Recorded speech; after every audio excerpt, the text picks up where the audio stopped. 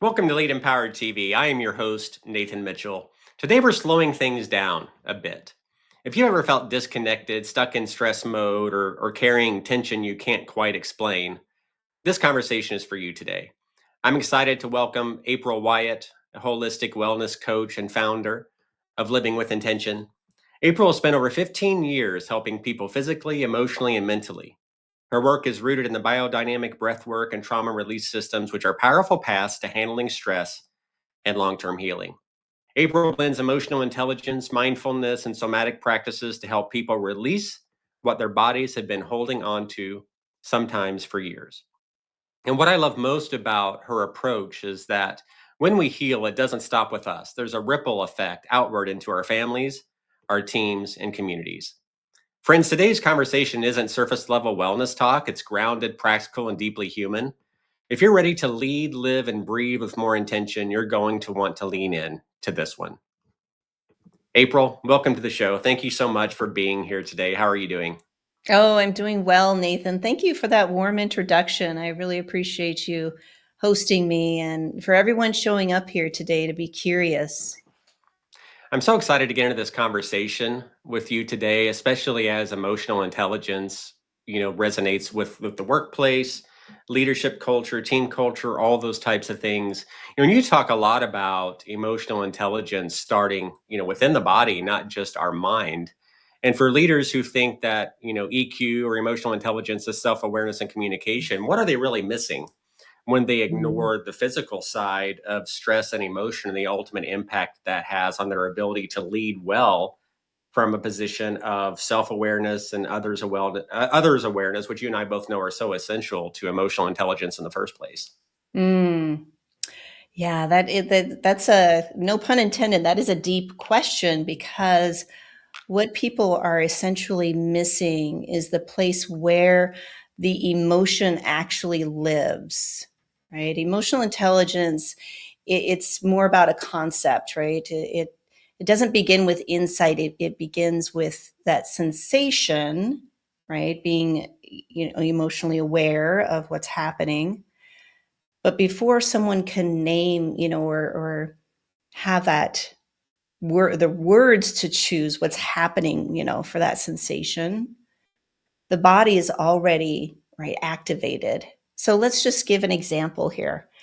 Uh, let's say somebody is really setting up for a big business pitch or a meeting or something that they feel a lot of pressure that they have to perform well at.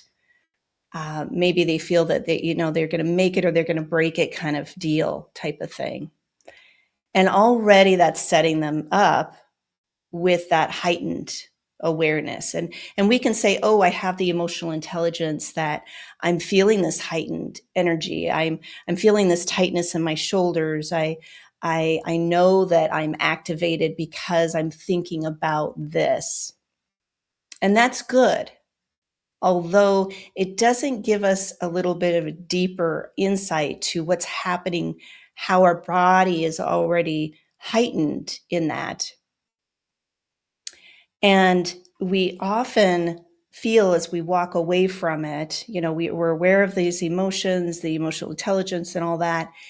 And yet we're missing something because we walk away from the meeting thinking, oh, I just couldn't shake that feeling, or I could feel that pressure. I'm well aware of that.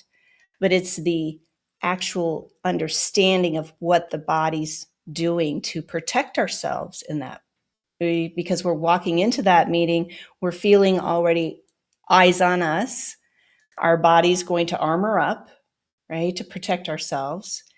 And then finding that space in between to where we can step back and take that breath. That's the only thing that we can control in the autonomic nervous system is take the breath, remind ourselves, I got this, or how do I want to feel after the meeting type of thing.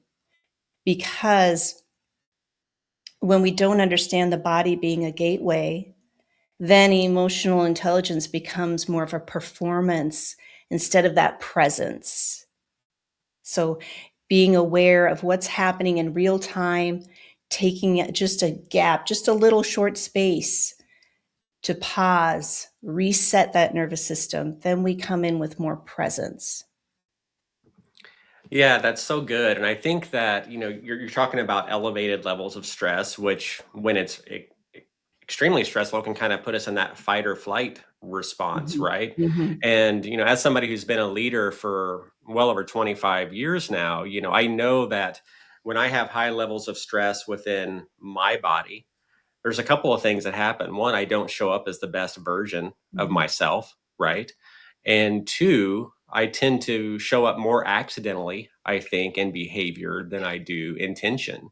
And, that definitely resonates with the name of your company, right? Living with intention. So showing up accidentally and not showing up as intentionally as I would prefer, and I'm hearing from you as well, kind of going into a meeting and beginning with the end in mind. What is the outcome that you're wanting to receive on the back end of that meeting? But you got to get yourself in that perfect, I wouldn't say perfect mental state, but you got to be in a much healthier state than you would be if Mhm. you were stressed, if that makes sense. Exactly. Exactly. And that's so important. And to remember that yes, we're highly intelligent, functioning beings, but our bodies hold that intelligence for us. And when leaders walk into a room, people can sense it. They can see if you're rigid Sure. or relaxed. They can see if you're more open than closed. And then how is that meeting going to go then? Because automatically, as we all are animals, we have that instinct, with the amygdala and just seeing how people are responding. It's just like this. We're not even thinking of it. We act automatically on how that person is presenting, behaving, their speech, their body language, everything comes into it. So when we can just step back, take a breath, that's the first thing to do. Then we're telling ourselves, okay, it's time to reset. I'm in this present state. It's presence over performance, really. And that goes a long way. Yeah, the whole presence thing is so huge. I'm kind of envisioning in my mind a leader walking into, a team meeting. And if they're in a high Mhm. stress state, the team members, to your point, are definitely going to feed Oh, off yes. of that. And more than likely in a much negative way, right? Not a positive way. And that may show up as, lack of willingness to contribute to the conversation, right? Because Mm. they don't know how that's going to be received. So I think it's so important for us as leaders on the front end to take that 3 or 5 minutes before we go into an important meeting, especially if we're stressed, and say, if I went into this meeting feeling like I do right now, what's it going to be like to be on the other side of me? Mhm. Yes, and as you say that, Nathan, it reminds me of also the safety. Yeah, psychological safety. Yes, when Yeah. we feel safe and we know that we can relax a little bit, trust in our team and in ourselves, then that safety expands a little bit. And there is science showing, how the how this radiates into a room. People can sense it. Mhm. It's that heightened sense that we have, again, in our minds, without even thinking of it. It's there subconsciously. We're constantly looking for threats. That's how our brains are hardwired for survival. So when we can create that safety within ourselves, and other people feel safe, they'll feel more open to pitch new ideas. They'll be more available for collaboration. They'll feel more curious too, right? That opens up the curiosity of, oh, I hear what that person's saying. I'm curious. I want to learn more, instead of being guarded and putting that Right. up right away. So, April, workplace stress often gets normalized, as just a part of the job. And from your perspective, what actually happens, in the body when stress goes unmanaged over time? And how does that ultimately show up, especially in leadership behavior at work? Mm. Yes, it's anywhere we go. There's so much happening in the world, that and so much noise and distraction, that if we're not aware of how we're managing our own senses, and that goes unmanaged, right? Our bodies adapt to staying on that high alert. right? And it might look like it's functioning at first, like, okay, I got to get this done. I got to get this, like the hamster wheel effect kind of thing. But over time, the nervous system is on hyperdrive, and so then that creates that baseline of tension. And some high level professionals say, well, that's part of the job. That's just what comes with this type of performance. Although it doesn't have to be that way. That can get you through a certain, deadline, yes.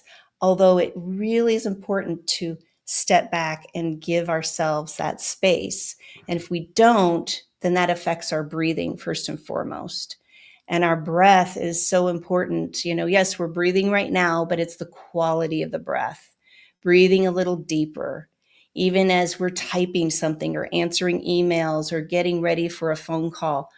Pause, take 3 slow breaths.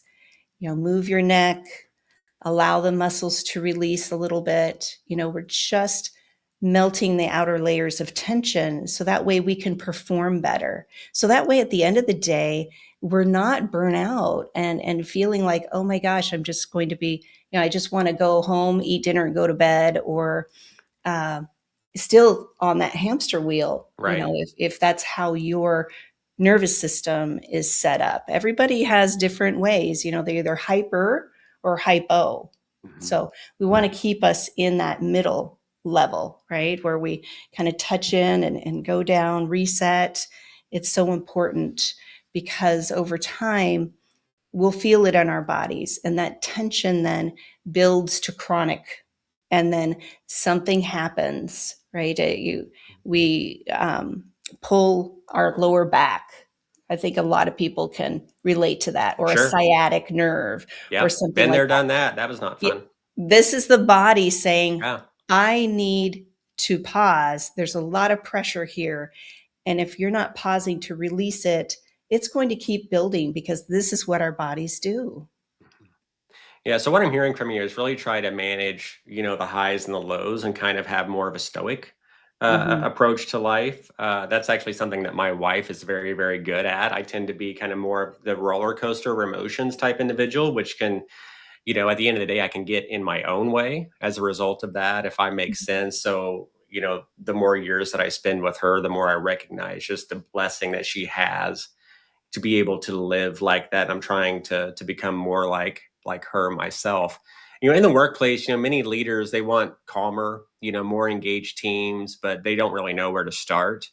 And sometimes they're not the ones showing up calm either themselves, right? And they're Mhm, the ones that are mhm. ultimately responsible for that heightened awareness or stress level among the team. So, what are a few simple, body-based practices that leaders or teams can use during the workday to regulate stress and improve emotional intelligence? Everybody's busy, I get it. But what's maybe a few things they can do that literally just take a matter of moments or minutes to kind of help them manage that to get through those moments? Yeah, that's a really good question, and I alluded to it before. It's actually tuning into the breath, but first, even recognizing, right, with the emotional intelligence, where am I feeling this heightened at in my body right now? I don't say triggered anymore because people get triggered when they hear the word triggered. So I say, where am I most activated? Where am I most heightened right now? And then pausing and literally feeling your feet on the floor. We are not grounded. We're up here, we're in so many different meetings, thinking about forward thinking or what we still need to do from the past, whatever that is. We're up here in our minds. So when we can bring it down into the body, simple practice, feel your feet on the floor and take just a slow inhale and exhale, and do that 2 or 3 times. Nobody needs to know what you're doing. You can even do that when somebody's presenting at a meeting. If I've worked with clients that have anxiety or panic attacks. That is not fun. You can't control what's happening with your body that way. So when we start to feel that activation kind of simmering, do yourself a favor, Instead of saying, oh my gosh, this is happening, I'm going to have a panic attack. Instead, we're going to take control. We're going to say, oh, I'm feeling this activation. I'm feeling, or dissociation even. I'm going to feel my feet right here. I'm going to take a breath and exhale a little bit longer and then pause here and then pick right back up where I left off. It it is that easy. And also just asking, right? What am I noticing in my body right now? Right? Without trying to fix it, without thinking this is something bad that's happening to me, because that resistance creates more resistance. It just pushes against it. So when we can accept that, yes, I am feeling this sensation, but also giving that pause and taking that control of how I want to perform, how I want to feel in this moment. It will be a 180. It does take practice. It's not a one and done thing, but it takes that practice. So I highly encourage people to do that because, it's about the consistency, right, of practicing that more than the duration. They're regulation tools for you to use in practical areas in all of our lives. Yeah, and just the whole idea of self-awareness again, being intentional about taking a few moments to sit down and really think to yourselves, why am I feeling this way? Mm, And really get underneath, right? Why is your body responding the way that it is to stress? And sometimes that's simply from stories that we're telling ourselves, right? And a lot of yes. times the stories that we tell ourselves are not even true at the end of the day, but we tell them to ourselves so much, I think over time we can actually begin to believe that they're true. April, you work with stored tension, unresolved stress in the body. How does that stored stress impact leaders' ability to make good decisions, manage conflict, and ultimately communicate well with their team in the workplace? Yeah, I love that you brought in the stories part, because we do have stories. We have stories about everything, and they aren't true. Most of them are not true. That 95% of our conscious thinking is unconscious. They're just running on autopilot, and a lot of it is the stories. So, and it narrows our perspective. So let's say we're working with a team, and always seems to be there's that one person. I don't know what that means for everyone here that's listening, but there's that one person, whether they ask too many questions, or they don't do their work, or whatever that is. Having that story, even when you come in to that meeting, to that team meeting, that already, the story, the preconceived notion, is creating conflict. It's creating conflict with yourself. I'm just going to say that again. It's creating conflict with yourself. And guess what? Your body's going to armor up. You're not going to be curious. You're not going to be open to what's really happening there with the team, with the person. Asking curious questions, not going too deep. You don't have to be touchy feely or anything like that. Just asking people to unpack their perspectives a little bit. This creates that safety also. They know that you're genuine. You want to hear what they have to say without judgment or coming back with your opinion. It's more about being curious. And so when you can hold that for yourself, your body's going to relax, right? You'll be able to make decisions a little bit more clearly, because you're working with the culmination of everybody's um, work, everybody's energy, right? And people tend to just automatically react to things instead of slow it down, be a little bit more responsive.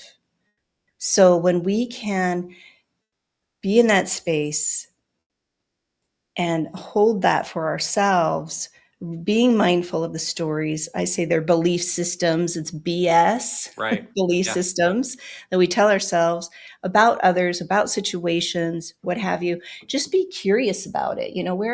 Where have I heard that before? Or where did that come into my mind? Maybe it could have been, at another company that you worked with, or it could be an echo, I say, of your father's voice or somebody else that was in your life that really made an impact on you. And then you believe that about yourself. And then we tend to project that on others. So that's a little deeper work there, but it's all about being aware of those stories, asking, questioning it, softening that, so that way we can open up to listening and receiving more. And this was what really creates that cohesive team, too. We have to put in that work and effort on ourselves first before we expect anything else from others. Well, April, we have just a couple of more minutes left in our conversation here this evening, but I want to give you an opportunity to talk about your retreat coming up in Bali. And I've shared Mm. the QR code here for anybody that wants to learn more about that. They can scan that and go directly to your website to learn more. So let's hear it from you. Oh, thank you so much for You this. bet. So this Bali, it's a really a reset. It's about bringing people back to themselves. As I talked about the overwhelm, we have so much happening in our lives. If anyone is curious to what it would be like to be in Bali, if you can even picture yourself in Bali, you're halfway there. And then being in that space of being unplugged. This is a retreat center that's set on the northern shore of Bali. It's away from the hustle and bustle of Ubud. You have the ocean right there. You can snorkel in the afternoons. So the retreat is founded upon, yes, breath work. It's about getting back into your body, resetting your nervous system, and really discovering a little bit more about yourself in the process. So if that's something that anyone is curious about, please reach out to me. I'm here to share that information with you, and also check out my website because I do have a free monthly restorative meditation on there if that's something that you would like to add to your toolbox as well. So thank you, Nathan. No problem. Thank you, April, for your time today. And as we wrap up, for those of you listening, I hope this conversation has really challenged the way that you think about stress and emotional intelligence and why it really matters to lead ourselves and others well. So my encouragement to you today is simple. Pay attention, as April has said, to what your body is telling you, not just what your calendar demands. And April, huge thank to you for sharing your wisdom and reminding us that when we regulate ourselves and our Mhm. emotions, we really lead better at work, at home, and in Mhm. everywhere in between, right? So if this episode resonated with you today, please share it with someone that could use a little more clarity and calm in their leadership in life. And as always, keep leading with intention, awareness, and purpose. We'll see you next time on Lead Empowered TV. Thank you again so much, April, for being here. I really appreciate your time. Thank you, Nathan. God bless. Bye bye.